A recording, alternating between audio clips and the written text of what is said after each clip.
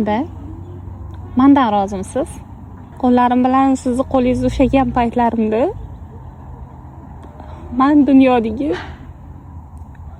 eng suyana oladigan va ishona oladigan odamsizligini his qilardim. Hozir ham shu narsani his qilaman.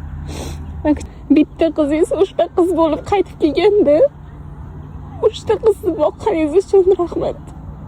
Mendan rozimisiz? Hech kim menga ishonmaganda, hayotim ostin-ustun bo'lib ketganda ham yonimda turgansiz.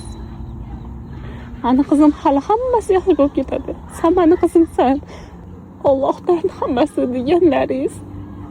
Qarang, men hozir menda hozir hammasi yaxshi. Kechiring men sizni yig'latganlarim uchun, meni deb dard chekkaningiz uchun. Anajon, mendan rozimisiz? Men sizni dunyolarga alishmayman. Dunyolarga alishmayman. Hayotimda sizdagi erkakni qidirib yashadim.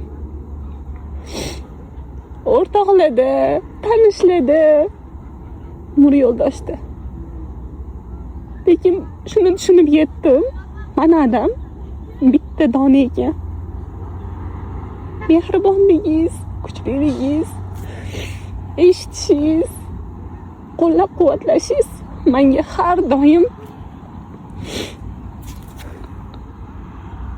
har doim energiya bergan.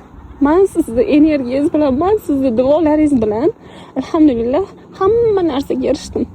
Yig'laganimda ko'zim yoshlarini artganingiz,